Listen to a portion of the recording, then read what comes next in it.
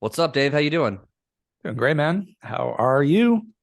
I'm good. Well, I feel like you're just going to be a regular person on the show, or not a regular person, a regular guest on the show, a regular I could be person. a regular Okay, person. cool. Let's be regular. I think you're going to be a regular guest on the show because I get a lot of feedback from people, and they're always like, the shows with Dave are really cool. And so maybe it's just going to be the Chris and Dave show here soon. I don't know, but we'll figure it I out later, can right? I can arrange that. I think I can fit that in. So that's cool. That's cool. Yeah, I'm just going to bring you on for more and more topics. So sometimes we have like a conversation where we kind of freestyle a lot of things. This one I wanted to go into profit first. I've heard you talk about that many times. Obviously, I've read the book. I know what profit means. I run a business. I like it. But I heard you recently on another podcast, and it was a subject that you talked about for like 2 or 3 minutes. And Okay. that's when I was Yep. like, you know what? I actually probably would jump on the phone with you and have this conversation. So here we are. So we just push record and keep rolling. So what is Let's that? do it. What's your framework, man? Like when you think of a company, when you think of your business and the word profit first comes up, what does that mean to you? Good question. It literally means profit has to happen first. Makes sense. Clever. So meaning most business owners take profit at the end of it. So let's just say you're bringing in $10,000 a month of top line revenue, right? And you're a realtor, you're bringing in, you're used to making, let's just call it 200 grand. You're used to making 200 grand a commission.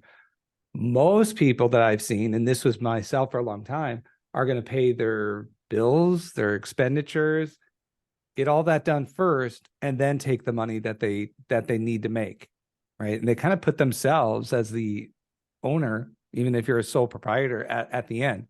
That's just the most common thing I see, because people are like, well, I got to pay this, and then what's left over, I get to keep. Profit first, we're going to flip it and say, take what you need first and then pay your bills after that. And that's hard to do because you either need most times more money or less expenses. But so just starting out from that principle, what you need to take from your business has to be taken first. And when you say pay your bills, I mean you're talking business bills. I I'm want to be talking business bills. Yeah, talking. I want to yeah, be super clear because I know, yeah. Well, a lot of realtors are probably just commingling funds, right? Meaning like they're yeah, just personal businesses all collectively one credit card. So we're talking strictly like right. we're now saying like, hey, when we say bills, we're like this is the company's bills, Yeah, and but then it does need to spill over into your personal life. So, I'll give you my perspective on money to start with, and then we can jump into it, yeah, into that. Because I think everybody has a relationship with money that they have to address and identify and go to counseling over and like figure out, were you traumatized by money or were you blessed by money? And a lot of people probably been traumatized by money by their parents. Like it was always stressful. Money was always a conversation of angst and not joy. And then you just develop this relationship, maybe of fear or scarcity.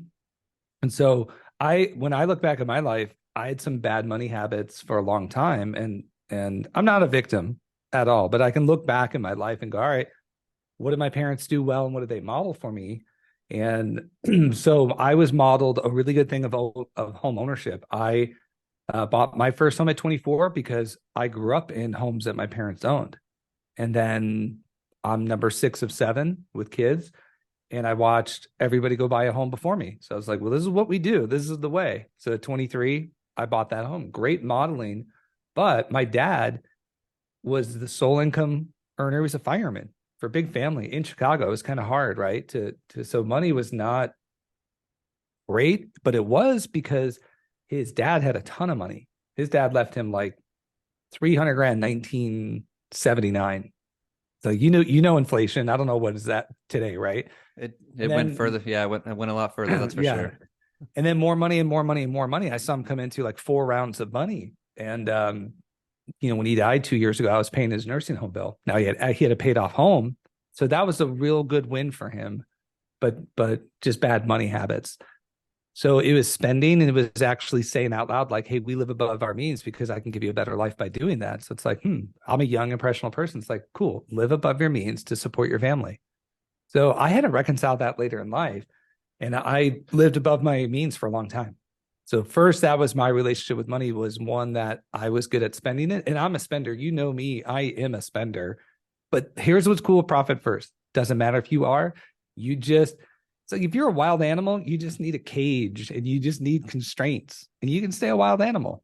So You're not only a spender, you got my wife to buy me $650 golden goose. Is that what they call them? golden goose, yeah. Yeah. But if you My do it, so for my birthday, she gives me golden goose. I was like, how much do these cost? 650. I was like, who spends 650 on shoes? She's like, they look good you, on Dave. I was like, yeah. okay, cool. I guess I now got that. So So you can do that when you're principled, right? And that's what took me a long time to figure out is how to be principled in money to where you are doing all the necessary things and splurging when you want to splurge and you're doing it out of freedom. So profit first, if anything, is like, why should I do it? Like, because it gives you freedom.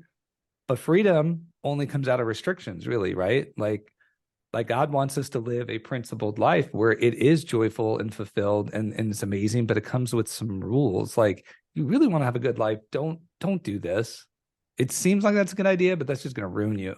So I've had moments, flash forward where I'm really dialed into profit first, and it looks like I'm maybe poor. Like I've had people over at past homes where we've really scaled down on the home we lived in. And I remember one guy's like, "There anything I can do for you?" And at that time, I'm making several $100,000, and this guy's probably making 60 grand. He's like, "What can we do to support your family?" Because if you're gonna live in those, you're gonna get caged in. And that was the time we just really wanted to grow a lot of money. So there's nothing better than having really low bills and really high income. You can start to do things. So where do you think someone should, because this, I think finance is such a super complex it's actually not a complex conversation. It's emotionally complex. Like when you yes, think about like just the math of like getting when you think of profit and loss and what you spend and what you make, that's simple, right? It's the emotions yeah. of everything. When somebody's trying to tackle a project when it comes to finances, do you think that they should be looking at their personal side first or their business side first? I mean, obviously it's, someone who's, really involved in their business, you probably just say do it all in a week. But what would you say like someone needs to emotionally tackle first? Well, that's a good question. I mean, without getting into some of these personal stuff, I mean, I would say it's going to be both, and it's not hard to do both.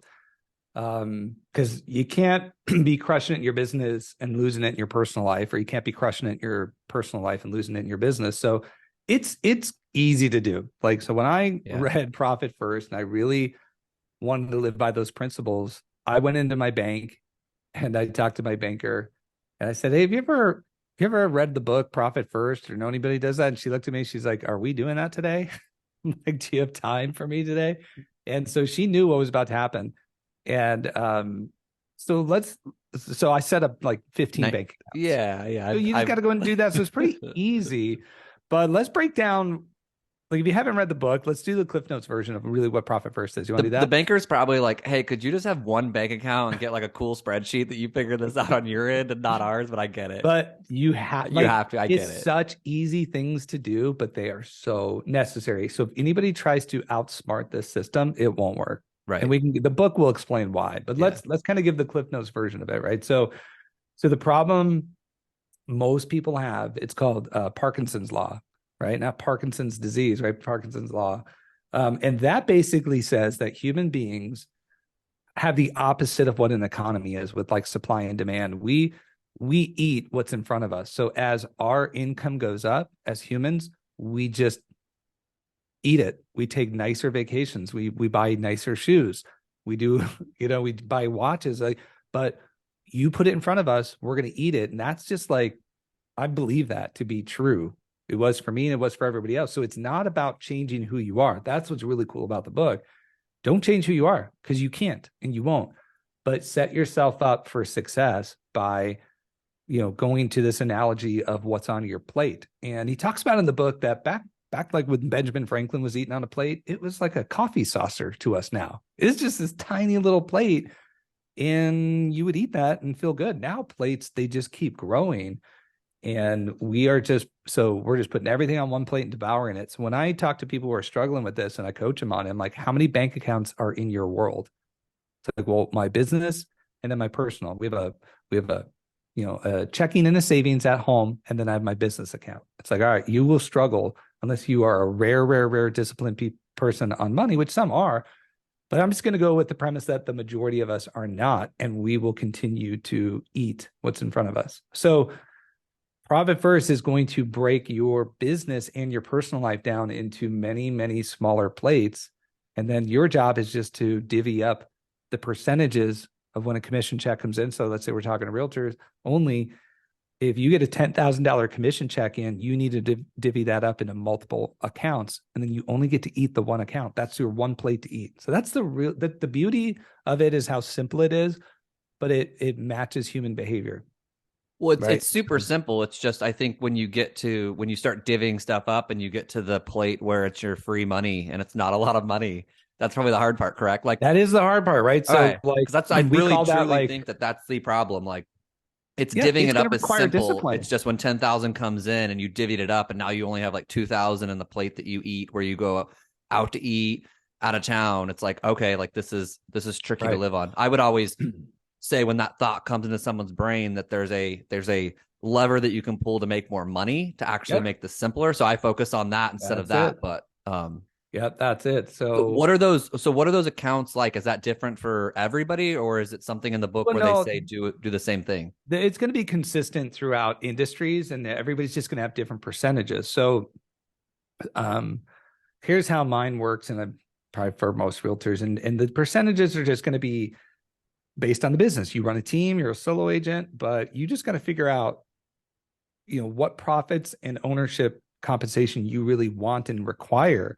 And but like you said, when people start doing it, that means they can't blow other money. And then these are probably people who, or like me, was like, my CPA is like, this is what you owe for taxes. I'm like, geez, Louise, there's 1 or 2 vacations I wish I had not taken. Now what? Or your business gets in trouble and you just don't have the reserves. So what you're going to do is you're going to set up, let's stay in the business lane. So we're going to set up accounts where you have operating expenses.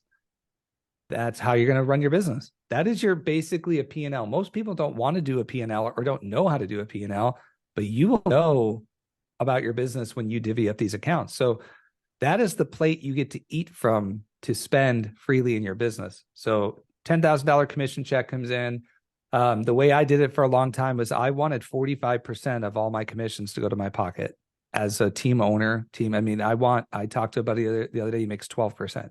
Another guy who makes 6%, right? So it's like, oh, I did 2 million of GCI, but I kept 6% of it. I have just run a team where I won't do it because I know how to operate as a solo realtor. I won't do it if I'm not keeping 45% of that. The way I divvy it up is 5% into a long-term profit. And that is, for me at EXP, it's really easy because it's my stock. So I take 5% of my commission, put it into company stock at a discount. That's long-term. I'm not going to touch that. Then so that commission check, when it hits my spreadsheet, it's already missing that category, because when it deposits into that, what I call my OpEx. So if you were to look at my bank account, it would say OpEx. That's where all my commissions are going to go. Then I take 5% of the top line. So let's say 90, doing the math here. Yeah, 9,500 gets deposited, 5 goes into my stock. Then I take another 500, put that in my short-term profit. Then I'm going to take 30%, 35%, put that into my money. That's my owner's compensation. So I have been paid first, profit first, my short, my long, and what I make in my income. Then the rest is going to be divvied up for taxes and operating expense. So how many accounts we got there? We have a stock account, which you don't have to do. You could just, if you're not at a company that offers stock, just put 5 in a savings account. But so I got short, long, owner's comp, operating expenses, and government. I put government's money. So when I open up my Chase account and it says, oh, here's what you have. You got a good I can go nickname look called. down. You got a nickname in the Chase account that says government. Government's money, Yeah. don't touch. Uh-huh. It says DNT. Do not touch. And ever since I put this in, I think I started doing this in 2015. I've never been surprised for taxes. I usually always have a little bit extra money in there. Mm-hmm. It's a pretty awesome feeling when you're running a 7-figure business, you're paying a lot in taxes. And when your CPA is like, here's what you owe, you're like, sweet. There. Like, cause I had my eyes, it wasn't on my plate. It was on somebody else's plate, right? Like if I'm at a buffet, I can't eat my neighbor's plate. So you make that's not yours. You don't touch that. That's a government's. They're really sticky about that. Don't mess with it. It's interesting how you talk about like from your childhood, because I remember like probably like 12 years old, I had read like the Dave Ramsey book. So like my mom was just like so into money with me. So like I remember sitting in her office. She had this office. We had a tri-level. I'd go downstairs, and that's where she ran a company, but like that was her home office. And Yeah. I'd go down there, and she'd have her mail, and she'd sort out. She's like, "Oh, here's your bank account statement," and I'd flip it over, and I'd like we'd reconcile it. And so Yeah. it was really funny because You had like a as good formation on money, sure. right? So like even like some of these principles that I hear them teach, I'm like my mom was always like teaching me that stuff. So even though I did some of this willy-nilly, not as structured, it was like ingrained in me on how like you're supposed to do this stuff. And with them running a company, I was so used to seeing like they would get three and $400,000 like tax bills like quarterly, and then it started being like monthly. So like they Dude, had to be yeah. like in tune with taxes. Like it would just crush their company if they were like we were not talking like Yeah. $60,000. So Right. I was so used to seeing such obnoxious tax bills that like Mhm. when I got into real estate, like I just started using their CPA out the gate. And so just from like that age, I just knew like, all right, like 35% of this like has to just park to the sidelines. Like I can't get in tax trouble. This over here is like for me, this is for operating expenses. But I think it's cool to see how like this can go both ways. Like from childhood, it can either be like money Yep. was something that was talked about in a fun way, and it was in our house. It was straight up Yep. like let's go make some cash and do some good with the world. And Yeah. they just always had that lever on how to run a good company. And so like I had those principles kind of ingrained in me. But yeah, I've had the whole. I remember probably like 8 years ago, I had the like 16 bank account type thing, and it was funny, man. It was a like You probably didn't need vacation, it. You didn't need it. and clothes. And I mean, I had this broken down to the extreme of Okay. almost obnoxious. It hurt my brain. I had to actually let go of some of I had to like bulk some of these into one account because I'm like, I think this is not serving me anymore.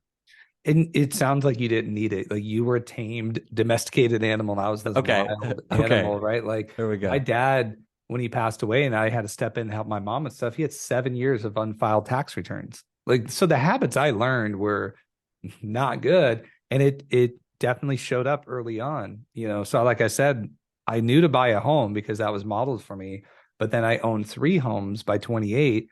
And I was also, do you remember Carlton Sheets? Uh-huh. Yeah. Like that dude, I bought his cassette tapes and VHS tapes back in the day. And I just remember like, okay, you buy homes and you milk them when you can. And so I had 3 rental properties at 28 and I milked them all in 2006. I'm like, sweet, man, this works. And yet I was out of that money because I milked 2 of them to go buy a third one. And then come '08, I got like, $1.2 million of homes that are worth 650. So I let all those homes go. So I got a good, habit of buying homes. And then I'm like, let's get leveraged. Let's suck at all this money. My dad said to overspend. I'm not blaming my dad at all, but I'm just a 20, I'm a knucklehead at that time trying to figure it out with no money conversations. We never had money conversations. So I learned the hard way. I got hit in the face in 2008. We lost it all. And that's when I'm like, okay, that's never going to happen again. And as I rebuilt, I still had to temper my spending, which really isn't going to end. And that's the beautiful thing. It's never going to, I can spend in freedom. So that's the message I said before, like if I had to sum it up, it's you've got freedom to do what you want. And it's really cool to talk to younger people about this. And I've worked with some, and then they text you. They're like, dude, I'm going to be able to go buy this cold plunge out of my, I call it my fun money. They call it their FU money, but it's that freedom. Like do whatever you want with this. This is your profit. So I look at my profit account as complete blow money that I want it to be something stupid. So when you talk about your profit account in your company, that comes over into your personal side, but then you obviously have things you've got to do. I mean, then we got to break that And down, you got to right? divvy that down, right? So I'm also a fan of The Richest Man in Babylon. I think those two concepts, those two books work well together, where once you bring money out of your company, so now I've got 5% in long-term profit. I just cashed out a chunk of that to go buy a house. So I just let that accumulate over time. And now I'm like, cool, by saving 5% of my commission for a number of years, I've got a down payment on a home. So that's long-term profit. Then my short-term profit goes towards really audacious stuff. And that's going to be different for everybody, wherever you are. But I am blessing mostly my family and my kids with things where people are like, man, that seems like a stupid spend. That's irresponsible.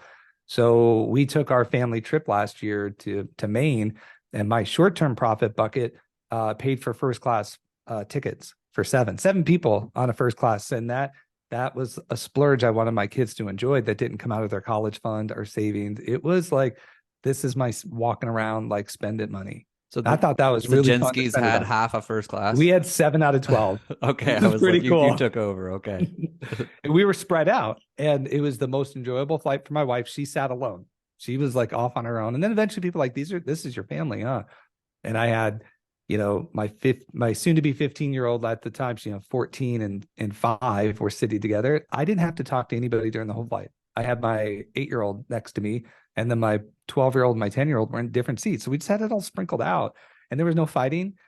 And like, I watched them get like 2 rounds of ice cream sundaes because we were on a 5.5-hour flight. Like, that was out of splurge money, and I kept it there.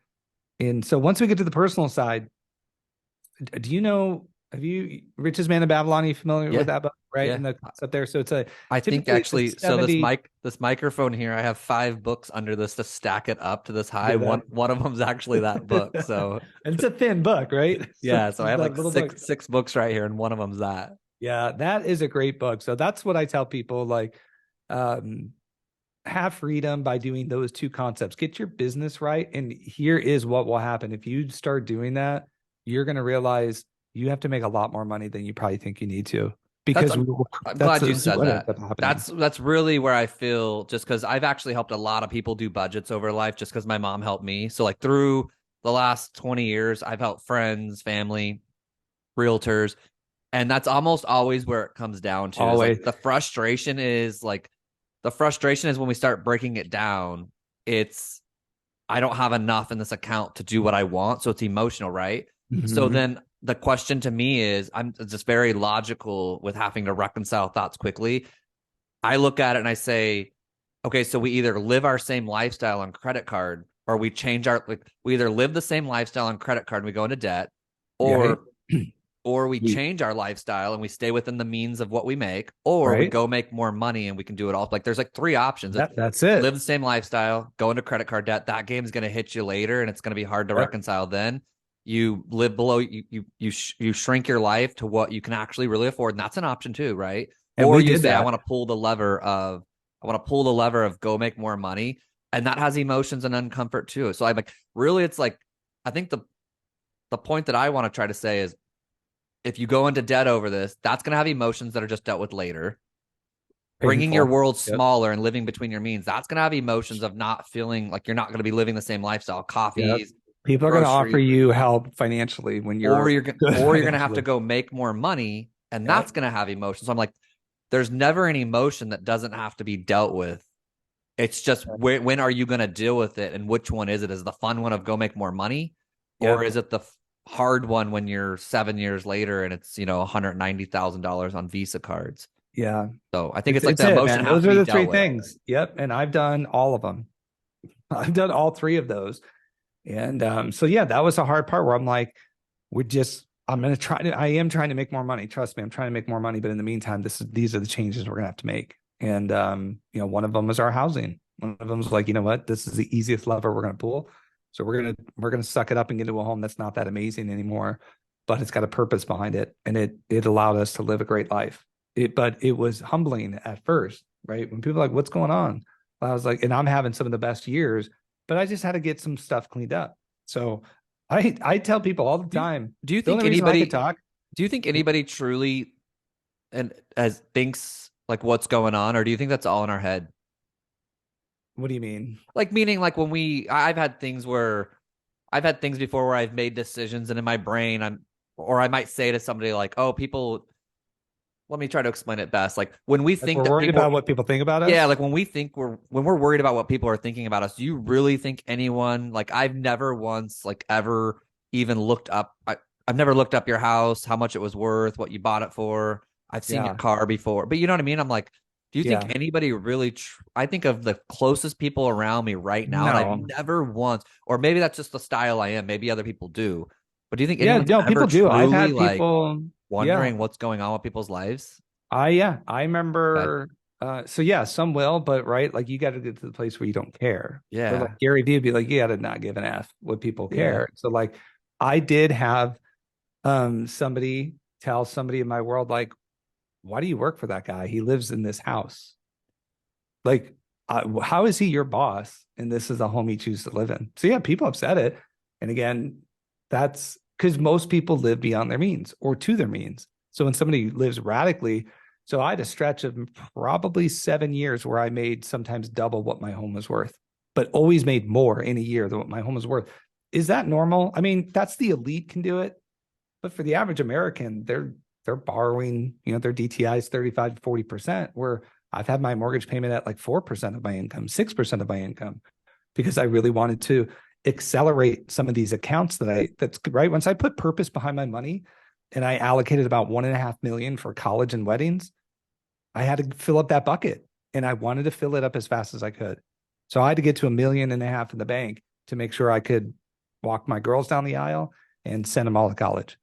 And I Yeah. wanted to do it. So I did a combination of more while reducing lifestyle.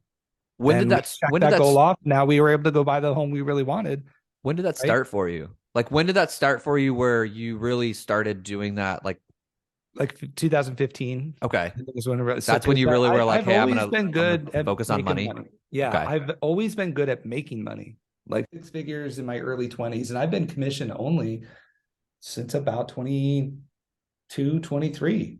I've never had a corporate job. So, 19 years of real estate and 4 years of selling life insurance and investments for New York Life, pure commission my whole life. So it's never been hard for me to go out and make good money.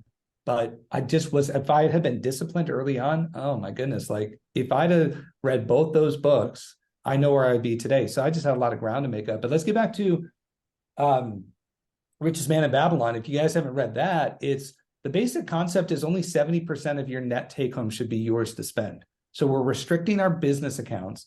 And then when the real money comes in, only 70% could be blown. And then I want 10 in savings, I want 10 in investments, and I want 10 in tithing. So I'm giving 10% of my take home to charity, 10% that I'm going to build up that savings account. So you have all these mechanisms. And that is the one thing I'm teaching my children. They don't need to know profit first yet because they're not a business owner. But all of my kids get allowances. I don't care if Nana gives them $100. Every dollar that touches their hands, they divvy 70, 10, 10, 10. They're going to give, I'm like, do whatever you want with that 70. You have total freedom to spend that. And they don't have any debt. So if you don't have, like, if you have debt, you need to take that down to where you're putting another 10% towards debt reduction. And now you're making 100 grand, but you only have 60,000 of that to spend. That can seem really tough for people. Those are the handcuffs that are restraining you, but you don't have to do it for that long. And if you don't like it, go make more money. But we're in that lane where we can make more money. And if you're just now, if you're on a salary, it is hard. But this is what I teach my kids. I don't care what you do in your life. I want you to be happy. I don't think all of you want to be realtors or business owners, but whatever you do, if you follow 70, 10, 10, 10, you will retire wealthy. I don't care what you make. You will not have want for anything in your life. And you won't be like, and I just have I'm super open about money because it wasn't to me. And I'll just say, dad had to take care of Grandpa Z. And if you do this, you won't ever need to be taken care of. And And I've done that. I mean, that's gonna show up if you hit them at the right age, like you are. I mean, I remember we had envelopes in our house. Like I had envelopes. I had like my haircut money. I had my like gifts that I could spend on my friends like birthday money. And she would tell us like, hey, I don't care what you guys do with those envelopes. Just note that like when you can't like that's your haircut money. And So if when you you go buy something at Target with it and you don't have a haircut, that's That not is me. like your real estate mugshots. There's a lot of wild Yeah. going. But that was funny because like that was ingrained in me as a kid. Like we had envelopes. Like she would always say, I'm giving you personal freedom to Yep. spend those envelopes however you want. But, like that's your haircut. I've allocated for each of these kids. That's your haircut money. That's your You gift gotta really money. trust somebody to That's do your like that. spending money. And then we can make bad decisions. We could take our haircut money and be like, hey, I'm gonna buy something cool with this. But then when our hair looked all choppy next month and we wanted a haircut, she'd be like, hey, there's no money in that account. You spent it. And I was like, you Yeah. started realizing quickly how And they sit around the kid. My if you robbed children, Peter to pay Paul, your hair started looking wild, and my mom didn't my, care. yeah, my older kids think I have unlimited money. They do. They like because we splurge a lot because I have those accounts that allow us to splurge. So it's just like, cool, we have unlimited money. And I've just had to walk them through. That's not how it works. That's not how it's always been. I've shown them my bank accounts. Probably a bad idea, show children 7 figures in a bank, and that can warp their thinking. But they know I work hard. They know I've built a business, but they know we're principled, and we're up until our move that we're in the middle of doing. Most of our people have nicer homes than what we live in, and that's been a product of that. They haven't really grown up in a big home, but we're now doing that. It's like everything has met the principles that we need to do it. So those are the other things it taught me. Was I had to just live by these principles to know when I could get something. Like when the car that I wanted, it had to be a specific percentage of my income to go get it, even though I could have scratched a check for it a long time ago. I was like, nope. So that's something I read in a book. Neither it wasn't either the two books that we've been talking about. And I don't know if it was The Rules of Money, but it's something that basically said, take your household income, and all of your vehicles need to be 15% of your annual income, 20 if you're in a really low income. So if you make 60,000 a year, the max budget you can own for all of your family's vehicles is $12,000. That's hard to do. Yeah. You 100 grand, 20 grand. And if it's a married couple and you guys are splitting 100 grand, you can each have a $10,000 car. Like nobody wants to live like that. So I lived like that. And I've had employees come and go for me that are 25 years old I'm paying them a $55,000 salary, and they went out and bought a $40,000 car. And I'm like, nope. And I had this young kid. He's a good kid. His dad made a lot of money.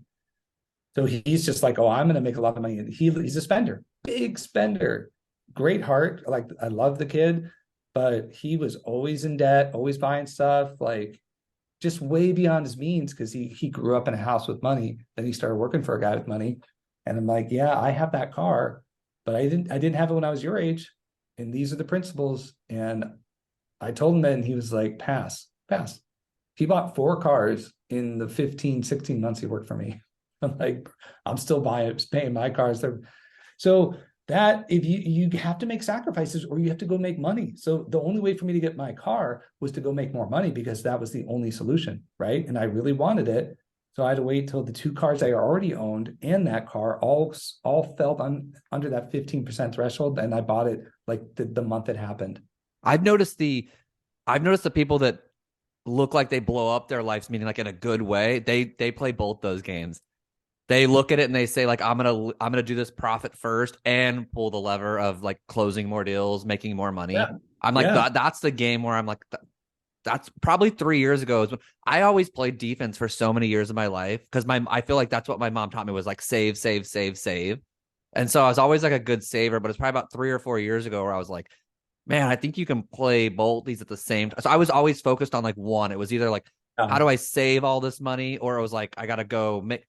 I was always looking at it like it's one or the other. And then it was like, hey, I'm going to like have these principles of how I save my money and how I invest.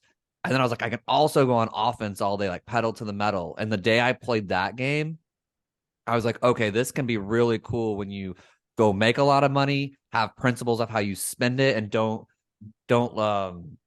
get too crazy with it. Know that it might not always be that good. And I think that's what I realized, like going through seeing 17 years of doing real estate. I just noticed like when markets were good and realtors would buy like a lot of cool stuff. Like I remember, I think it was Gary Keller who said just, or maybe someone else, but they were just like, hey, just when you make that next, like when you start making more money, just kind of delay this, So when I was making 40,000, I just acted like I made 20. And then when I made 80, I acted like I made 40. And then when I made 120, it was like, I acted like I made 70. So just always like kicking the can down the road and just saying like, hey, I'm never probably as cool as my income is. But like, also I'm like, who cares? Like, really, I don't like, I'm the one who has to get to 85 and deal with myself. So I'm like, really, like what other people thought about what I was going through. I'm like, they're not even probably going to be around when I'm having to deal with it at the highest level. That's probably when I'm out of energy and needing the money the most. Right. Now I feel like I have the energy where even if you make a mistake, it's easily forgiven, because you're just like, all right, that was a mistake. I've got the energy, go make money. But when you're 78 and you're like, I don't think the game always can be just like, oh, I'm going to go out and make more money and I can just fix this mistake really quick. At that age when your health might be slipping, or you just don't have the energy anymore, or the economy is different, So I look at myself and I'm like, I got to be playing a game now that my 80-year-old self respects. Yeah. Yep. Yeah. And I was listening to a billionaire the other day, and he was talking about when you're in your 20s, you really care what people think about you. You really do. And when you're 40s, you're like, I don't really care so much, or maybe I don't care at all. And then he's like, and then you get in your 60s and you realize that entire time nobody thought one thing about you. Yeah. Yeah. So it's a real, that is one thing I'm working on with my kids is I really don't care what people think about me in a good way. So I can live an authentic life. So I can mention God on a podcast and someone's gonna be like, oh, I'm never gonna listen to that again. Oh, it's okay. I don't care what people think about me. And it does let me live in authenticity.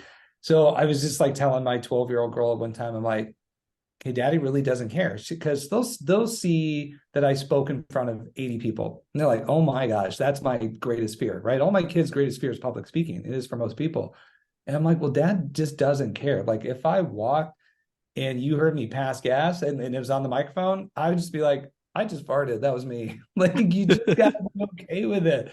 And like we get so bound up. And then so I was like, all right, one of my kids, Ava, I'm like, Ava, let's say you walked in front of that sliding glass door in our house. You like, and I did it. I had people over for like a Super Bowl and we had our screen up on our patio. I couldn't see it. Yeah, I kicked that thing. I walked into it full speed and my foot hit it first. It went flying into like my couch, my wicker furniture, and like whoops, like sorry about that.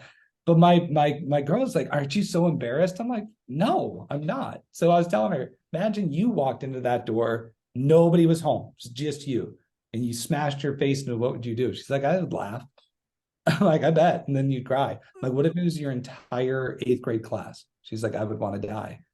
So, I'm right? glad, Like, dude. I in so much value to that. I'm glad you brought that up. And I know this isn't on the topic, but I really want to go this direction just for a minute because it wasn't until I was so afraid of public speaking until like 14 months ago.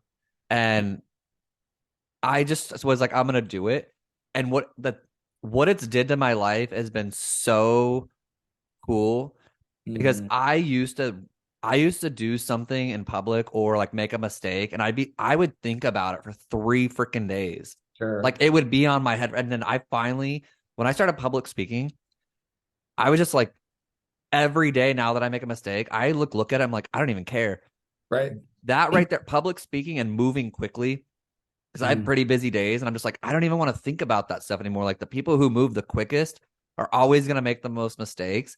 And I yeah. just got over it where I'm like, I just genuinely like don't care. Like, who cares? Yeah. Like, actually, like people are making mistakes all the time that they're probably losing sleep over, and I was with them, and I don't even notice it. So it's like all in our head. But It's that's really funny you hard to say get to that. that point. So I want all of my kids, like, you've heard me talk about it. I want them all to get to heaven. That's number one. I want them to all be good people, but I want them to learn to love themselves and not care about what other people think so they can live an authentic life out of fear of judgment because it will keep people back from doing things. I want them to put themselves out there and then I want them to have good money habits. And that's what I see as my mission in kind of in that order. And it's hard, but like I'm seeing habits develop in my children. It's a muscle that you have to flex. So they are flexing. They have a green light account. I think it's called green light. So we just transfer money there and then it divvies up. So when we transfer allowance, it automatically goes into 70, 10, 10, 10. My kids are like, when do I get to spend that 10? I'm like, that amount? Never. Like never? Like never. Never until you need it. So they just know 10% of their income, they'll just never touch. And I just hope that they have these big accounts that they never touch and they can sleep well at night. They're not stressed out. They're not arguing in their marriages about money, and they can bring in some good habits to maybe temper who they marry. Who's like, no, I'm a spender. And it's going to usually be the case. You have a spender and a saver. And so my wife has a lot of like angst about how we used to live and spend. And now she knows how much freedom we have where she's never like, can we afford this? Because she can see all the accounts. But when I make like what's called like, silly, stupid decision on money, there's never an argument because she knows we're in agreement on how to blow that money. And that's so much freedom to do it. So it's really life-changing if you put it in early as possible. And I do mean that, like if one of my kids wanted to make, you know, 40, 50 grand a year for the rest of their life. I've set them up on how to live a responsible life with that and not live beyond your means, and I show them all the time. I'll show them an article. I'm like, look at this article that just hit. 69% of the American public cannot afford a $1,000 emergency. And one of my kids like, I have $800 in savings, like Right. they're seeing it that, and then they're givers. I just saw a picture the other day of like all of these brown bags where they'll make care packages and they'll say like, Jesus loves you, Jesus is in your heart. And we put like $5 in there, toothbrush, toothpaste, McDonald's gift card, like all this stuff. And they like to go hand those out. And it's like, well, you got to be responsible to be able to go live that life. So That's cool. I want to raise some good humans that are going to contribute to the world. And I had to get there the hard way. I feel like. What do you feel? How do you feel about like a spouse who's not on board? I think that's probably one of the biggest challenges is like when I think of people who are like, hey, I want to start eating right, or people who are like, hey, I want to start getting my finances in order. It usually takes another party in your household to do that. Now, maybe not the eating right, but it is harder when like someone in your family is like not and you are. Or like when you say like, hey, I want to start like doing certain things based on like a budget and the other person's not on board. I mean, we can kind of see where they say like divorces happen a lot over money, right? I think that's actually, I mean, that's where it stems from is because one person's probably trying to get out of a problem and they're reflecting on this as this is going to get deeper. One person's maybe more in denial, and it's how long those people going on different paths until someone wakes up and says like, ah, man, like this just isn't working anymore. We need to separate. Because I have found that some of the people that I know that I just know personally in my life right now, the people who I know that have some of the best marriages are all somewhat financially secure. And I don't know if there's any common denominator to that or not, but that's just my experience. It might not be everyone's, but it is mine. I've noticed the people who I know in my life who have really good marriages, I know their finances are pretty good. The ones that I know that I'm like, they talk about like, we got in a fight. And I'm like, they're the ones that I'm like, they've usually talked to me about money problems as well. Yeah. I mean, do you think that, I mean, that has to be. Yeah. I'm certainly not a counselor, but having gone through, good money, blowing it, my wife really allows me to run a lot of the stuff there because I'm an entrepreneur. I'm really a bet taker, I'm a gambler in the right way, but money is really high on my economic scale. Like when you take the DISC profile, I'm a 99 on economics. So I see everything through money way more than other people. Like that's just what I value and kind of judge the world by. And it could come off as it's really off-putting if you don't. But if you don't value money on that same scale, we all value money, but some of us a lot more than others. So she's trusted me with a lot of it. So I've been able to be rewarded for good things. And I've heard it when they were bad. Like when we lost all those houses, she was like, I thought you knew what you were doing and I trusted you. Like, oh, that hurts. So that shaped my future moving forward where I was going to be more conservative. Like, I don't want to go through that again. And I know she didn't. So I think what's really hard is just to have conversations about it and not know, like when you're trying to lead a conversation, like you can't do it if you don't know it. So like how many parents are struggling with money and can't sit down and talk to their kids about money? Like, what do you want to tell them that you're living on 102% of your income every year and talk to them about that? Like you just don't feel qualified to talk about it, right? So I think bad habits are just going to get passed down because they just don't feel like they can speak on it. And I wouldn't want to sit up here and speak on it if I wasn't doing it. Like, oh, I'm interested in that. But it's like I had the currency to talk about it because I was really mishandled it, and now it's changed my life. So I think going to like our churches will offer like money sessions, right? Like either Dave Ramsey, like just there's like Crown's Ministry at churches. I know I took that when I was young. There's Dave Ramsey programs. That's a good baseline. Like we need counseling, and it's a shame that it's not a prereq that you and I are adjunct professors at the university and we teach one course a semester on like money. Like it's really unfortunate that it's not. It should be done at the high school level, like Profit First, Richest Man in Babylon needs to be a course in high school, but it's not going to be. So you probably need a third party to help you. It's a counselor or a mentor to sit down the two people and say, so I don't see how you do it otherwise. And most people will just never get there, and that's the unfortunate thing is most people just time's going to run out and they're like, I'm in trouble financially. What does someone do? So what would you say do, as we have like probably 5 more minutes? What would you say someone does right out the gate right now? They get done listening to this and they want to make their first move. Start, depending on where you're at financially. If you've got debt to pay off, start with Richest Man in Babylon and live the 70, 70, 10, 10, 10. But that book will tell you if you're in debt, here's how you get out of it, and with those percentages. So start with those multiple bank accounts in the personal level. Like, this is going, every time a paycheck comes in, this is what we live off of. This goes to reduce our debt. This goes to, do debt reduction, savings, and investments. Now, I pay taxes out of my other account, but if you're not somebody that, most people who don't have to write checks like we do for taxes is coming out of their paycheck. So hopefully you don't have to worry about. So if you get your net deposit and that has the taxes removed, then you're free to do just the savings reduction. So do that and get that cleaned up. And that's kind of a Dave Ramsey deal. You're just gonna have to live on less, so go figure out how to make more. But this topic's really around businesses with profit first. So that is getting the bank accounts right away that tell you what you can spend money on and not. And so I'll tell you, for me, because I run this model very strict to my own business, when 2022, the Q3 and Q4 sales were down, me, I shed 600 grand of commission off of my overhead. So I could make 600 grand less of commission and still make the same amount of money, because I cut it, because I was, after 1 month, after 2 months of not being happy with the revenue, I cut everything I could. And I have the capital to carry it, right? I could have dipped into my personal savings, but I didn't want to. Like, for me, at this point in my career, money doesn't flow back into the business. It flows out and it stays out.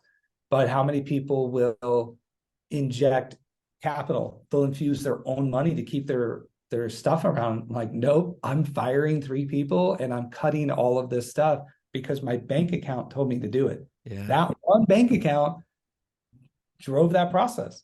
If you don't have that, you won't know what to do, because you made an emotional event. That logic made you make that. Like, it wasn't emotional. You knew exactly how the parameters were set. You knew you had to make the move. I'm glad you said that, because I hear a lot of people talk about like giving their business back money, and I'm not saying I wouldn't if I had to, but it's definitely not going to be like, it's not going to be my first thought process of, oh, I give my company money. It was for me. That's what I did for years. Okay. I was like, well, I'm making these bets and I'm doing new lead gen, this or that. I'm not quite hitting it. So I'm going to not take my profit. I'm not going to take my owner's comp, and I'm going to put money back in. I did it for a long time. So it was an easy conversation to go to my people and say, I'm making this decision based off of this here, and I can't lose another dollar. And I am not a big company that, look at what didn't Open Door lose $900 million. I'm sure they did. I don't even see their stuff around anymore. Yeah, but I think during the middle of that crash, they turned into Q4 with a $900 million loss. I'm like, I'm not Open Door. I'm not willing to lose 900 million.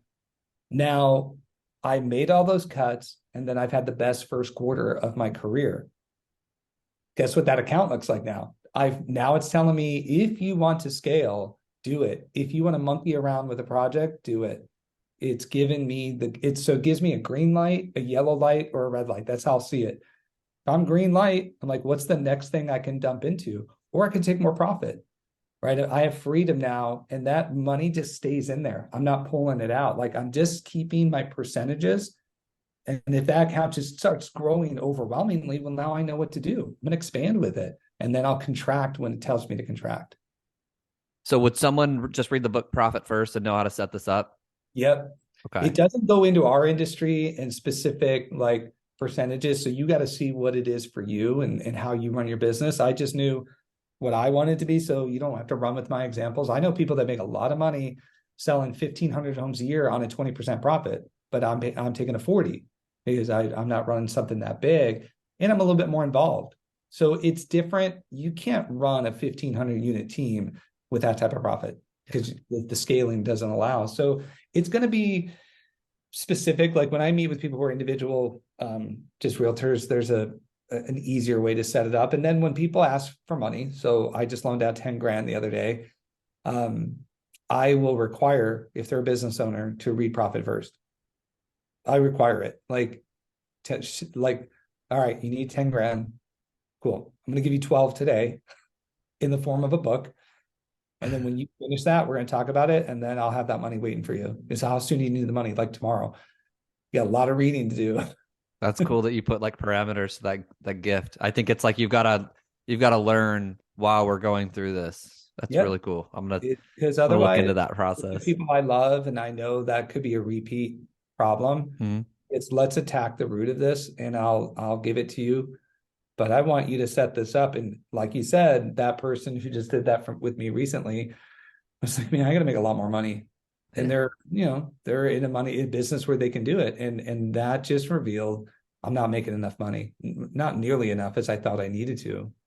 Right. When you really see what's left to play with, ooh, it's not a lot. It's not a lot. So Yeah. we know, I don't know if you know him, but I won't mention his name, but there was somebody came to EXP and I met him. We were poolside at some event and he was like, yeah, I did 3 million of GCI last year. I'm like, dude, that's impressive. Like and I'm like, again, I'm a money guy. So I'm like, what did you see from that? Like, what was your take home? He goes, well, I had to take out a $500,000 loan on my commercial building because it cost me 3.5 million to deliver 3 million of GCI. Oh, like that is somebody who's not running profit first. Yeah. Promise. They're just money's coming in. It's really weird when you get into our position. Maybe you have a team and you just start seeing six figures come through your bank account every single month. And if you think that's yours to eat, you will die. You will die. So you have to temper that too, because that messed me up. The first time I expanded and went to a team and I didn't really know my numbers well, I was like, I can't believe how much money's coming in. It just seems unreal, like the money. And then you're like, I can do whatever I want. And then you're going to end up owing a lot to the IRS probably or something. So I'm just really clear on I don't make what you all think I make. Like I make very little and it makes me hungrier. And that's what it should do to a real good business person, hunter. It will make you far hungrier. And you're like, oh, mission is not accomplished. Yeah. I used to be satisfied here, but I can't because that money has a purpose and it's already spent. It already has obligations. So we got to go out and make more. And that's 9 times out of 10, like you said earlier, they just need to make more money. And Do you that's a think good. you think the author is going to call you soon for the realtor, the profit first realtor edition? You know that's coming. It It should. always Yeah, it's going to it be the should. profit first realtor edition. Co-author Dave Z, because we And don't know how to spell the last name, so we're just it's right, I'm Dave. a You're Dave good Z test forever. subject because I didn't do it and then saved my life. It was so needed, right? And you've heard me say it many times. You can't enjoy the tens without the ones, or without the ones, the tens are hard to appreciate. So having a lot of money come and go, and then when the CPA, I remember in like 2012, my CPA told me what I owed, and it was a panic. And it was the first year I'd made a lot more money, like a lot more money, and I wasn't set up on an S corp. I wasn't doing anything right, and basically all the money I made went to the government that year. I'm like, wait, what? I grinded and bust my butt, and you're telling me I'm basically going to keep what I kept the year before? Like, why did I even do that? So you learn these hard lessons that you can tell other people, like you're not an S corp, like you're going to get crushed. So I guess I'm just a guy who learns the hard way, which makes it easier for people in my world to learn the easier way. And that's okay. If that's my role, there's value there because I'm convicted on, and I'm a story. I can be the fat guy and the skinny guy in the before and after pictures, both stages, you know. So Well, cool, man. I thank you for joining me on the profit first conversation. I actually learned so much from this. I actually am going to in the next few days, I'm going to dial mine down a little bit more. I feel like I'm very principled, but I definitely don't run my business that detailed with how I'm doing it. Um, and not I that think it, accounts. And the one thing we left off is there is an account that you should have that you can't get to. So because I came out of the life insurance world, I have a infinite banking account that I fund pretty significantly that I have no idea what's in there. I can't tell you the balance that's in there. And I have to go talk to a human being to understand the balance and to get it. So that money is out of my consciousness. but Like it's if so, just it's how much you have in there, I'm like, I don't even know. But it it's putting thousands, like tens of thousands into it. and it's just like it's gone. But You've one day, just set up rules, you know, and I'm saying like even if somebody doesn't want to read Profit First, I mean, it's just someone who, you know, sits down for a few hours a day and just says like, hey, money's going to be involved in my life forever, right? As long as I'm on this earth, money's going to be what yeah, I'm going to need. And just setting up some boundaries of like, hey, this is how much I make. This is how I want the game to be played. I think people could just do it any way they want. A book's a good framework to just, hey, yeah, go read that, do it. But I'm like, if you just sit down with one piece of paper right now and say, this is what comes through my door, pull out some credit card statements, some debit card statements, this is what goes out the door. Like, does this look good? Yes or no? If it looks good, yeah, cool. Maybe you just, there are some people that I've known that just make good incomes, aren't spenders. Like that's kind of naturally how I was wired early in the game was I made good money for my age. I never really had debt. And I'm yeah, really not naturally like a spender. And if I spend things, it's usually on like assets. So like, but now as I'm hearing you talk, I feel like I want to get better because I feel like doing this might up my game. So maybe I've just gotten to where I was based on just, you know, my mom teaching me some great principles, yeah, personality of not naturally being a spender by nature.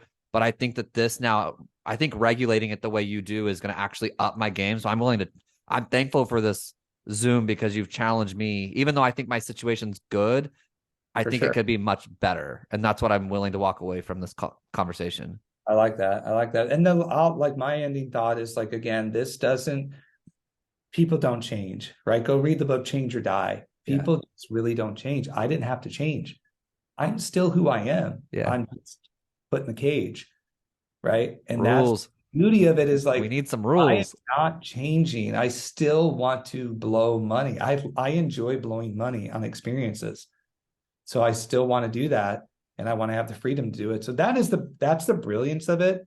It is not, hey, you need to become Chris Bowers who's super disciplined in your money and be a saver. Nope. You just need parameters.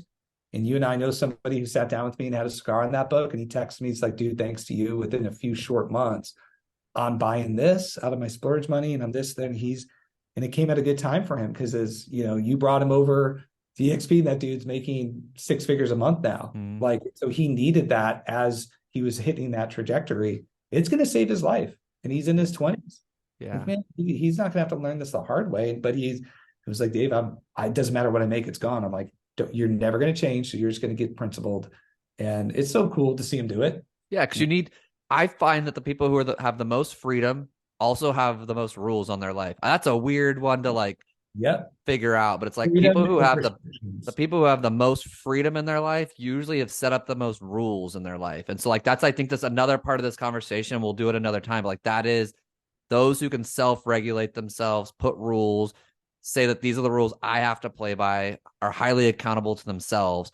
Those are the Right. ones you also look at and you're like, wait, why do they get to do all that cool stuff? But I'm like, they also look at you sometimes like, wait, why are you so like structured and disciplined? I'm like, those two go together so closely. Like those people who have rules and regulations on their own life also over here usually have the most freedom. And it's a weird way of looking at it, but it's almost the only way I've ever seen anybody live a freedom life is by someone who has a very regulated life. But let's 100%, man. let's bounce out of here because I know I Oh, gotta go and you gotta go. I appreciate you, man. you too. Thanks All for right, having me. well, have me maybe next week we'll talk about something more energetic. You got to figure that out. All right, I'll hit you up. All right, man. Okay, bye. See ya.